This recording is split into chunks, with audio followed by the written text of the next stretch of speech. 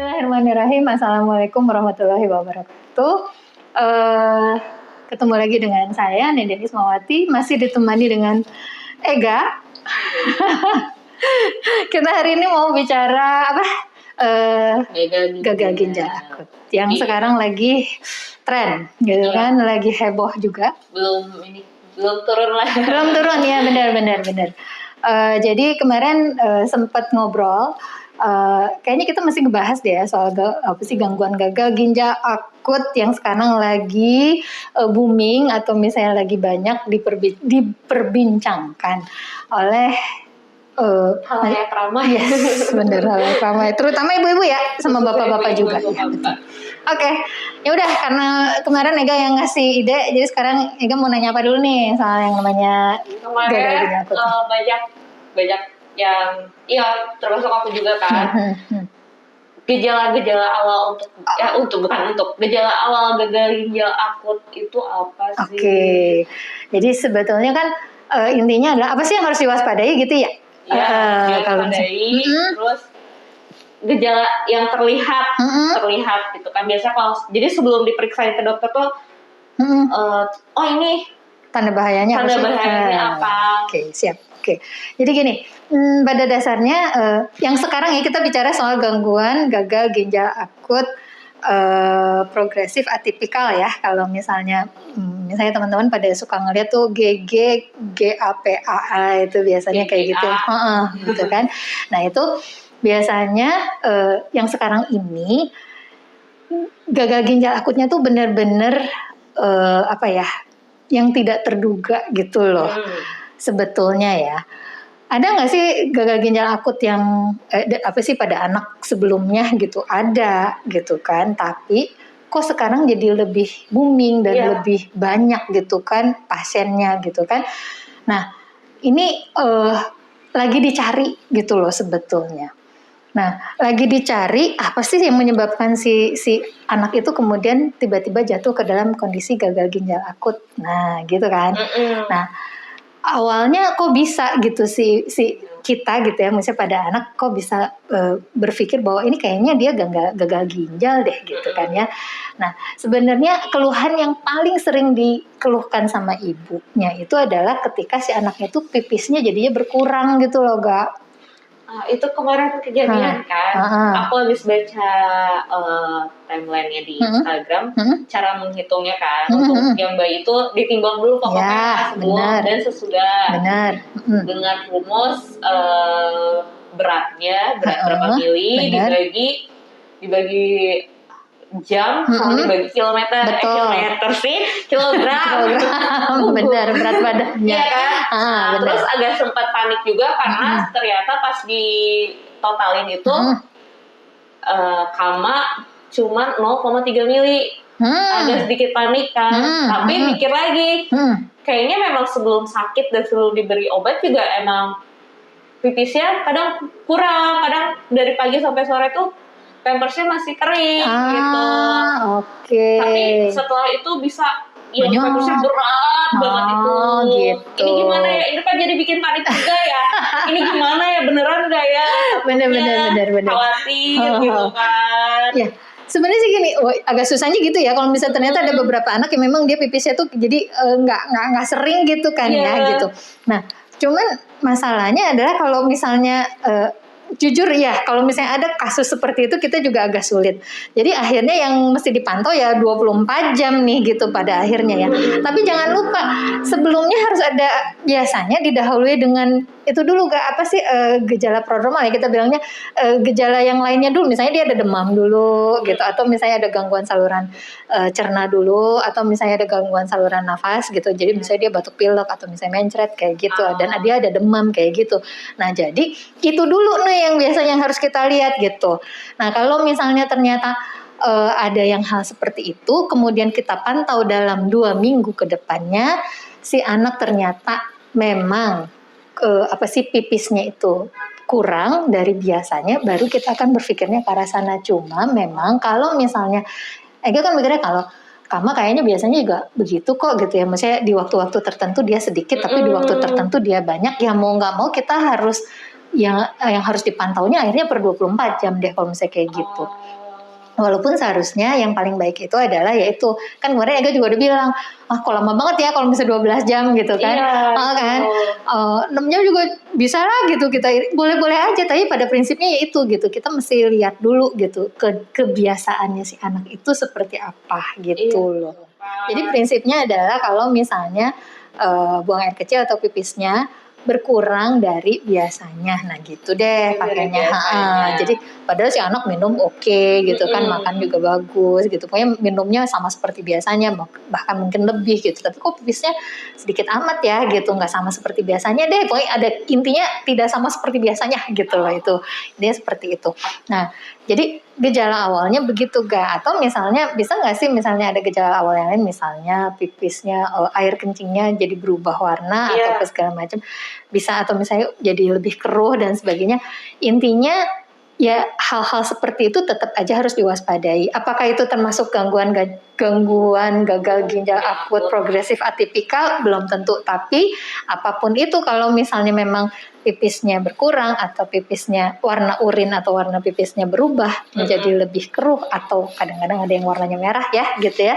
Nah itu tetap harus harus diperiksakan gitu untuk melihat apakah ada penyakit ginjal lainnya gitu. Intinya sih seperti itu gitu. Kadang panik juga tuh kalau habis makan buah naga.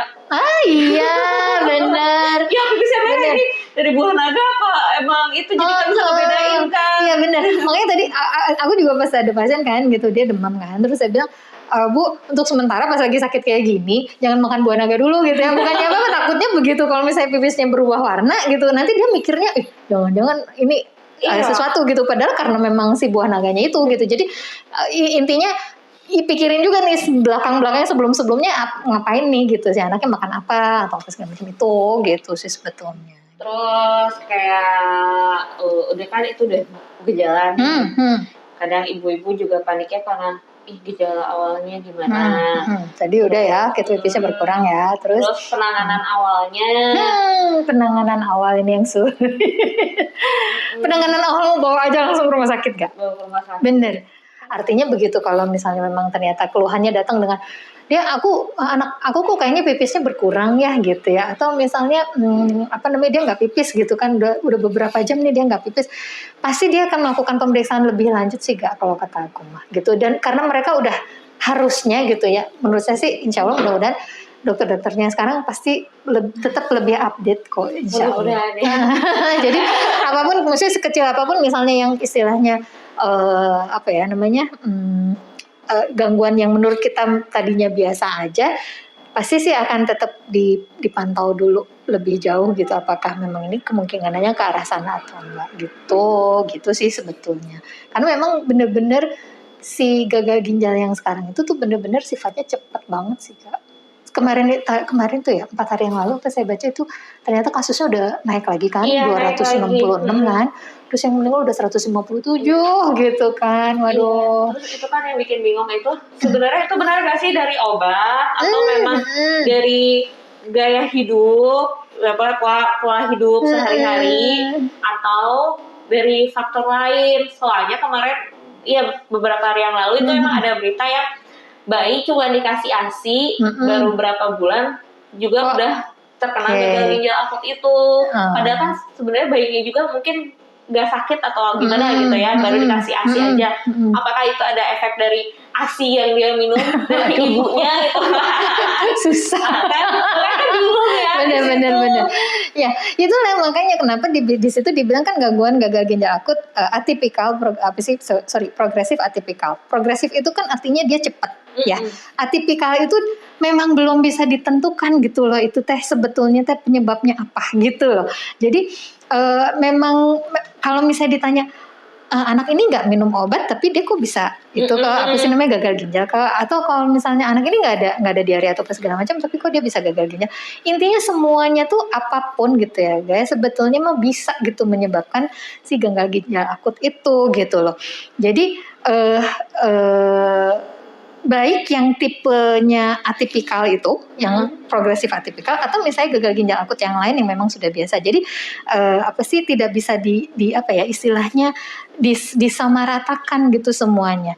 Dan yang sekarang yang lagi diinvestigasi adalah apakah memang si gagal ginjal akutnya itu disebabkan karena memang betul dari obat yang dikonsumsi, atau memang karena ada infeksi bakteri atau ada infeksi virus gitu kan, yang berat ya, yang kemudian bisa menyebabkan si ginjalnya kena gitu loh, Ga.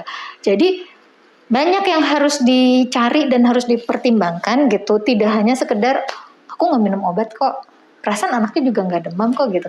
Enggak, tapi memang kadang-kadang gitu.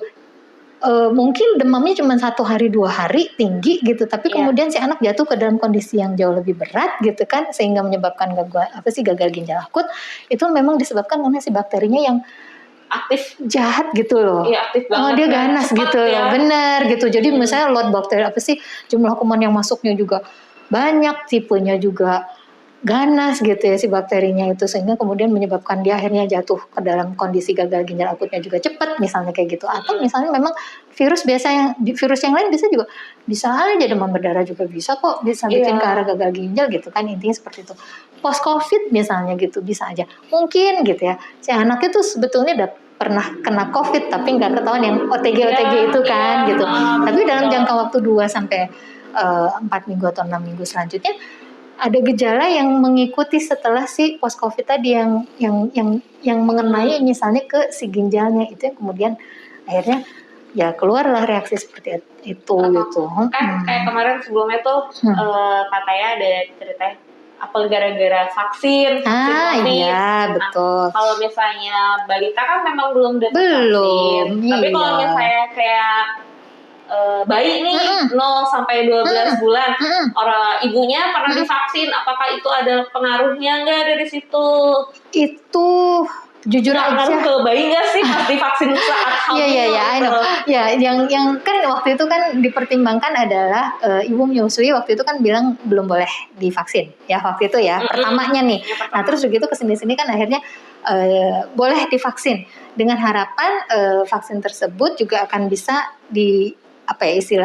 diberikan ke si bayinya gitu kan, harapannya kan begitu, sehingga si bayi juga bisa mendapatkan kekebalan dari ibunya, harapannya begitu.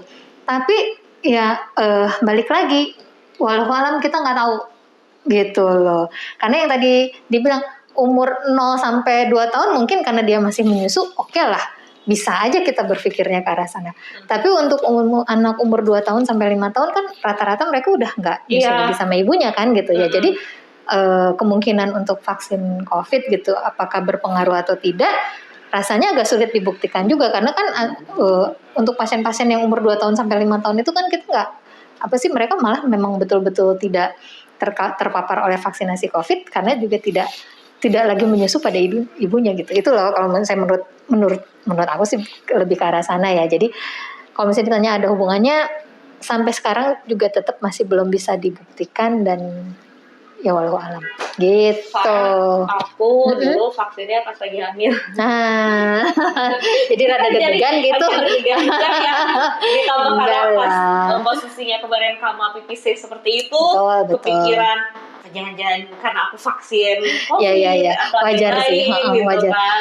Menurut aku sih wajar lah. Ya namanya itu ya pemikiran-pemikiran seperti itu betul tidak bisa istilah tidak bisa dilarang gitu untuk berpikir ke arah sana kan, tapi it's okay, mudah-mudahan sih enggak lah gitu ya, bismillah. Karena ya lagi-lagi kan dari yang umur 6 tahun sampai yang 18 tahun yang memang mereka udah istilahnya udah divaksin pun ternyata angka kejadiannya sedikit banget kok gitu, yang justru yang banyak memang tetap yang balita gitu loh, yang sebenarnya belum terpapar oleh si vaksin COVID itu, kecuali yaitu yang kalau misalnya ibunya menyusui atau ibunya hamil kali ya gitu. Berarti kan emang sampai saat ini tuh belum diketahui tuh penyebabnya, berarti kan bukan dari si obat yang sirup. Ini permasalahannya adalah kalau misalnya yang si obat sirup ini di Gambia, kenapa kita kemudian bisa kemungkinannya ke arah sana ya? Gitu ya. Karena di Gambia itu memang memang dibuktikan bahwa ternyata pada pasien-pasien yang gagal ginjal akut itu ditemukan adanya kadar etilen glikol yang berlebihan gitu, berlebihan di dalam tubuh si anak itu. Kemudian yang disinyalir kemudian ini mungkin yang menyebabkan si gangguan gagal ginjal akut itu.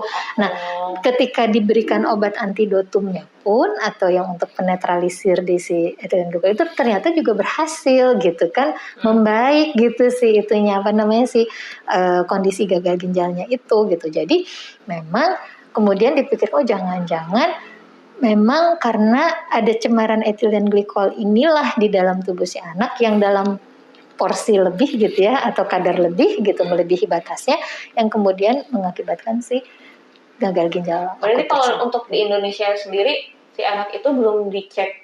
Sudah dong. Ada beberapa yang memang kemudian ternyata memang gitu. Jadi memang ternyata betul ada cemaran etilen glikol betul. Karena beberapa anak yang kemudian diberikan obat antidotumnya itu yang namanya fomepizol ya nggak salah.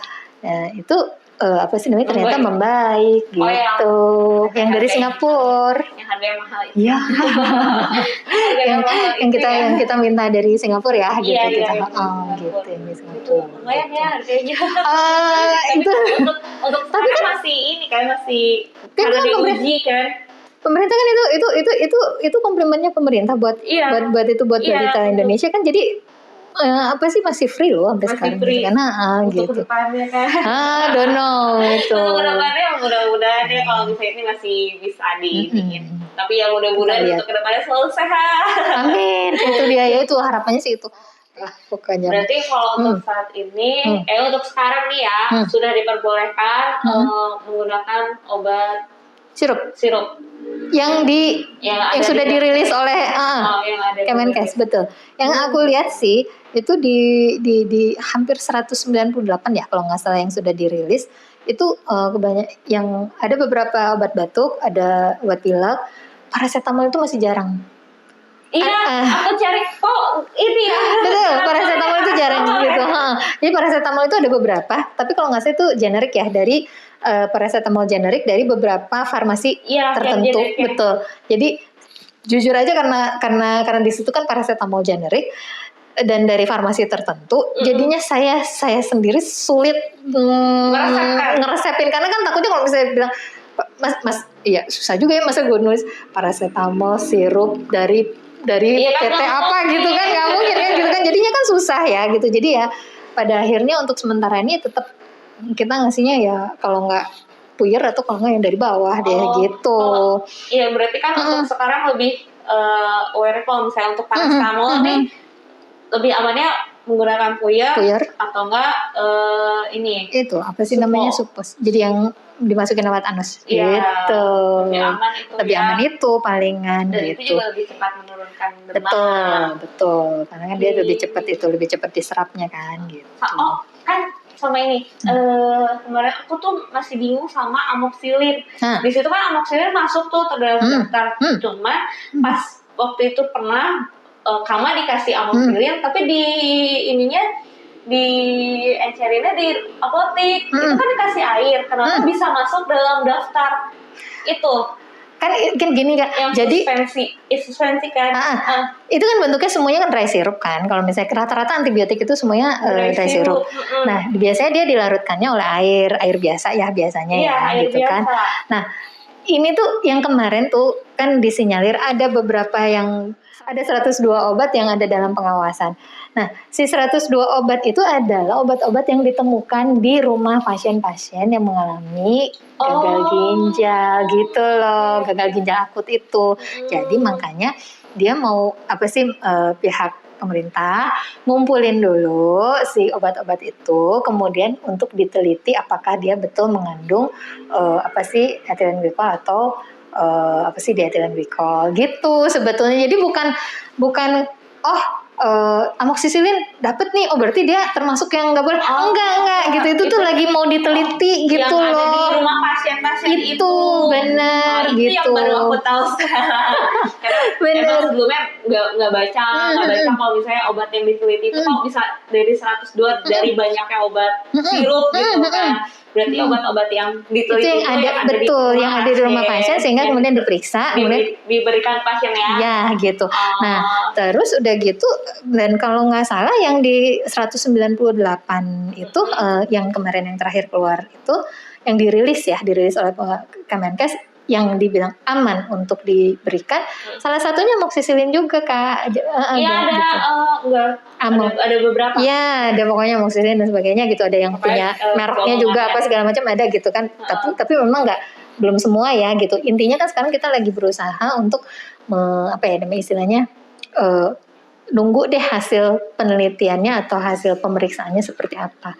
Cuma yang jelas yang misalnya kayak kemarin agak bilang, aduh udah dikasih nih amoksisilnya, kemarin kan dikasih yang sirup yang pakai air biasa itu, ya pada prinsipnya mah gitu, bukan berarti sebetulnya, apalagi sirup kering ya agak susah ya. Saya bilang itu kan pelarutnya kan kita pakai air biasa kok nggak pakai itu gitu kan, nggak pakai. Itu sih yang jadi pertanyaan, kok amoksisilin masuk dalam ke daftar itu? Karena ketemu aja di rumah pasiennya gitu.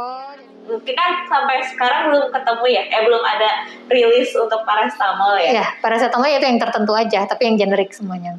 Itu bisa ada kemungkinan nggak sih? Karena kan untuk yang tablet pun dari efek samping si obat paracetamol sendiri itu kan gagal ginjal.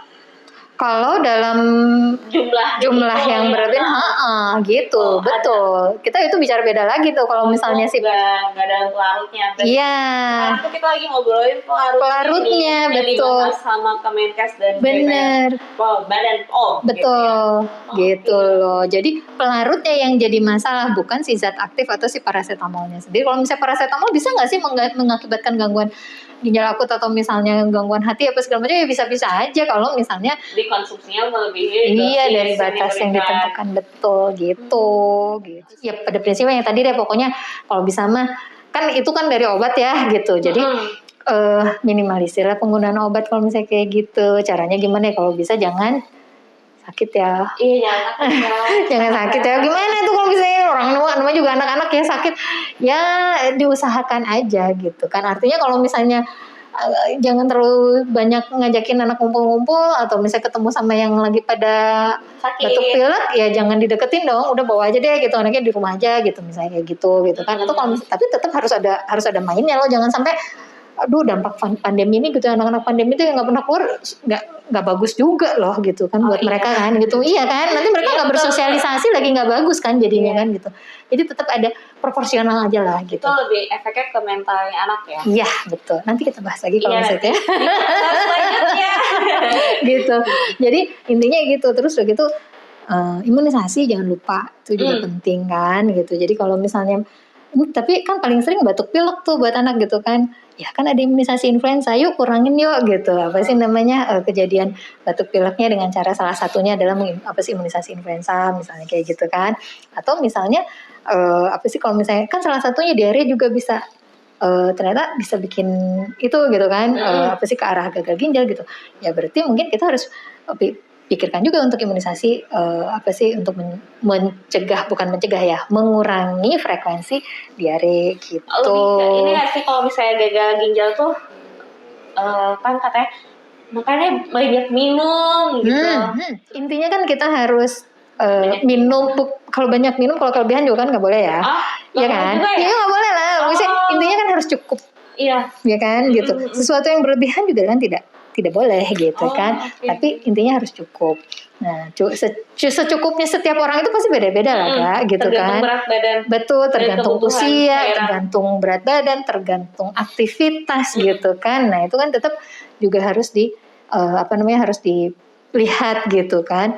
Nah, jadi bisa yang paling gampang bisa dilihat dari mana dong? Dari warna aja, dari warna urinnya. Warna urinnya memang udah jernih, ya berarti dia cukup terhidrasi dengan baik gitu. Tapi kalau misalnya warna urinnya kok kayaknya agak pekat ya gitu, jangan-jangan memang dia dehidrasi atau kurang minum gitu. Jadi pada prinsipnya banyak minum boleh, tapi ya kalau saya sih cuma pengen bilang cukup aja lah gitu. Berlebihan juga tetap aja ya. Gitu. Oh iya. Itu sih waktu itu aku pernah dengar kayak gitu. Makanya kenapa nggak boleh? Ayo lu duduk ya. Iya waktu itu emang pas lagi minum tuh lagi berdiri. Minumnya jangan sambil berdiri gitu. Nah, emang kenapa? Itu airnya kagak lewat ginjal. Waduh. Sih. Tapi emang kalau misalnya itu kan di agama juga di Al-Quran tidak boleh makan dan minum sambil berdiri. Tapi kalau dipikir-pikir lagi, iya sih nggak boleh berdiri, tapi kok nggak lewat ginjal gimana caranya? Mungkin tidak disaring atau bagaimana gitu kan? Aduh nggak tahu, gue nggak bisa jawab itu. Aku nggak bisa jawab, aku bingung. Nanti cari dulu ya jawab. Ya baik, ntar kita cari dulu. Gitu. Sip. Apa lagi? Ada lagi nggak? Udahlah, itu dulu. Paling yang lainnya nanti tanya-tanya dulu. Biasanya suka ada ibu-ibu suka nanya. Baik, nanti kalau misalnya next, kalau misalnya ada yang lain nanti kita itu lagi. Ya, oke. Itu aja sih palingan. Makasih Tante Dokter. Terima kasih. Aduh, beneran deh.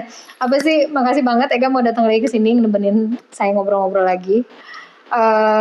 Gimana pun apa ya? Memang kita perlu ya untuk bicara seperti ini ya. Apa sih supaya lebih kadang-kadang aku sendiri gitu ya, baru ngeh gitu dari pertanyaan-pertanyaan yang muncul tuh, oh iya ya begini, oh iya, karena kadang-kadang ada sesuatu yang kayaknya nggak sesuai dengan teorinya pun tapi dipertanyakan gitu sama si ibu-ibu ini gitu kan, iya kan gitu, sesuatu yang muncul ya, terus gue mesti jawab apa ya gitu, kadang-kadang seperti itu gitu, tapi memang betul itu sesuatu yang memang perlu di apa ya, dengan banyak ngobrol kayaknya lebih banyak juga ilmu yang akan baru. Betul, ilmu barunya ke gue juga gitu kan gitu, apa sih ke Ega juga atau ya ke semua deh yang apa sih yang ngelihat kita nih saat ini gitu ya. Terima kasih banget sudah menyempatkan waktu untuk datang ke sini. Sama-sama Tante Dokter. Insya Allah manfaat ya. Amin. Salam buat Kama, sama Abah, sama Ibu, sama Aha. Oke deh. Terima kasih semuanya. Assalamualaikum warahmatullahi wabarakatuh. Waalaikumsalam.